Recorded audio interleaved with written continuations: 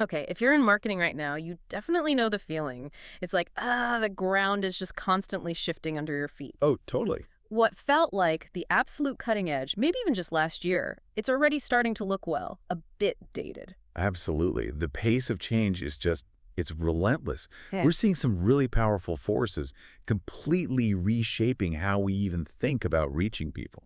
And that's exactly what we want to dive into today. How do you make sense of all this change? And maybe more importantly, how do you move from just, reacting to actually thriving in this new landscape? Yeah, thriving is the key word. So we're doing a deep dive into an article called Thriving in AI-Driven Creator-Led Marketing. And it's pulling insights from some pretty solid places like HubSpot's State of Marketing Report. And it also looks at some brands that are, well, getting it right. Right. And our mission here really is to unpack this piece. We want to distill the absolute essential knowledge you need, like right now, to navigate this dynamic era effectively. What are those core shifts you need to understand and, act on? Exactly. And the article really zeroes in on the key forces driving this whole transformation. Yeah. The explosion of AI, the dominance of short-form video, and this really fascinating shift happening with social platforms basically becoming search engines. Yeah, that last one is big. Mm. So should we kick off with AI? The article pretty much positions it as your new marketing superpower. Which honestly feels less like hype and more like, well, reality the more you look into it. The source material makes it pretty clear. Manual tasks, traditional content creation methods where everything's done by hand, they're rapidly becoming relics. Right. AI isn't just automating the tedious stuff, it's bringing a level of efficiency we just haven't really seen before. And the piece gets specific about applications. Think about content generation and optimization. Yeah. You've got tools like ChatGPT speeding up drafting incredibly. Yeah. And the article mentions HubSpot Breeze, too, which is an AI assistant specifically for marketing tasks. Uh-huh. But here's the really critical nugget, I think. Okay. The source stresses you absolutely must test AI-generated content against human-written stuff. Yeah. It's not some magic publish button. Yeah. You have to see what genuinely connects with your specific audience. That's such a key point. It's a superpower, sure, but you're still the one directing the strategy.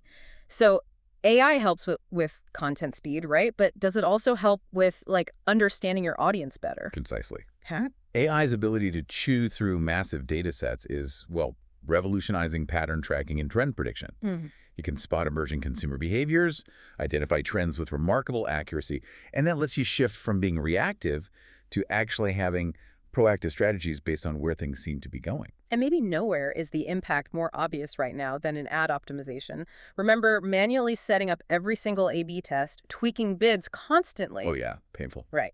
The article highlights how these AI-powered platforms, like Meta's Advantage Plus and Google's Performance Max, are now optimizing everything in real time. They're testing creatives, finding audiences, setting bids all automatically. And this shift is directly linked to the superior results and, importantly, lower costs the article talks about.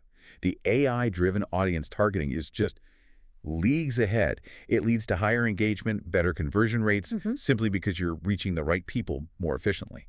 Okay, so AI is handling efficiency prediction, but what about the format? What are people actually consuming? The article doesn't pull any punches here. Short form video is king. Undisputed champion, yeah. As the source kind of vividly puts it, TikToks, Reels, YouTube Shorts. If your content strategy isn't heavily invested right there, you're simply missing where most of the attention is flowing now. And it's not just about getting that quick view as someone scrolls past. Right. The article adds this really crucial nuance. Platforms are rewarding longer engagement time even within those short videos. Exactly. So the goal isn't just, watch and scroll. It's creating compelling, almost binge-worthy short videos that make people stop, maybe rewatch, and actually engage deeply. Yeah, stop the scroll. And we saw an example mentioned in the article, The Hustle. They apparently got over 400,000 monthly views just by strategically leaning into short-form video. So it clearly works for building reach and engagement. But, okay, here's where it gets really interesting, and it might feel a bit counterintuitive if you're just laser-focused on short form. The article points out that long-form video, get this, is actually seeing 10 times more engagement than static blog posts on social platforms. Wow, okay. That's fascinating because it really highlights the need for maybe a more sophisticated content mix. Seems like it. Short form is obviously essential for the hook, for the broad reach. But when people are engaged, it seems they're hungry for deeper dives. And long-form video is capturing that dedicated attention in a way that, well, a block of text just isn't on a social feed anymore. Okay, let's shift gears a bit. From content format to the audience connection itself, the article brings up a major challenge. Consumer trust in brands is, frankly, really low right now. Yeah, that's a big one. And with the whole phase-out of third-party cookies coming, relying on rented audience data from other platforms is becoming pretty risky. It forces a critical reevaluation, definitely. Huh. And the imperative from the source is crystal clear. The future foundation is first-party data. Brands simply must focus on building those direct relationships and owning their audience data. Which means strategies like building robust email lists are, well, no longer just a nice-to-have. The article frames them as absolutely essential. Essential, yeah. For creating direct communication channels and reducing that dependency on external platforms that could just change their rules or algorithms, at any moment. And that raises a really important point about control, right? And sustainability for your marketing efforts.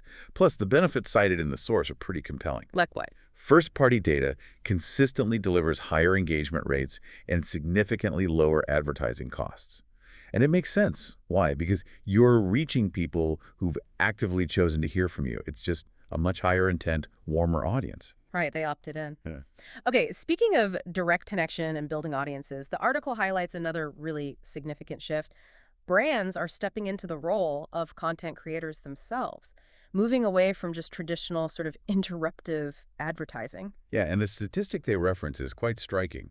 92% of marketers are apparently reallocating budgets away from traditional ads and towards brand-led content. That's a huge wave of investment. Wow, 92%. And what about working with external creators? Does the article touch on that? Oh, yeah. The source shows that partnering with creators and really leaning into authentic brand storytelling delivers like exponential returns. Brands collaborating directly with creators are seeing 3 times better results compared to traditional ad campaigns. 3 times? That's significant. It really is. And it ties back to that trust deficit we talked about. Authentic voices, genuine storytelling. It just resonates far more than polished traditional ads seem to anymore. The article actually mentions Jaguar's shift to a social-first storytelling approach. A good example of how even legacy brands are embracing this to connect with modern audiences effectively.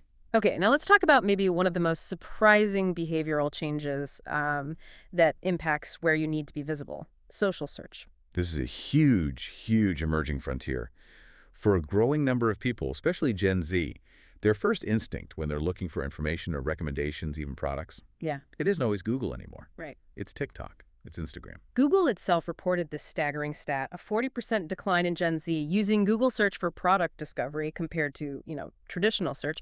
That alone tells you how significant the shift is becoming. It really does. So the implication for your strategy is pretty undeniable. SEO isn't just about optimizing for Google anymore. You absolutely have to include optimization for discoverability within social platforms now. Okay, so what does that look like? Does the article offer tips? Yeah, it gives some really actionable ones. One is incredibly practical. Actually use TikTok's search bar yourself. Okay. Type in keywords related to your business, your industry, and just see what people are searching for there. That's basically your social keyword research. Makes sense. And then make sure your video content is actually built for discoverability within those platforms. So that means using searchable text overlays on your videos, writing clear captions, using relevant hashtags. It's optimizing for a whole new type of search engine, really. Right, optimizing where the eyeballs and the search bars are. So, okay, as we kind of wrap up this deep dive, we've covered these foundational pillars shaping the new marketing landscape, all drawn from the article. Leveraging AI for, well, unprecedented efficiency and prediction.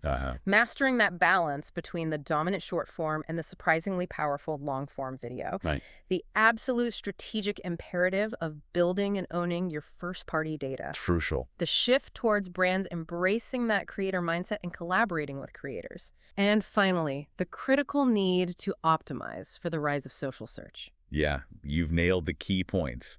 And the core message from the article's conclusion is really clear.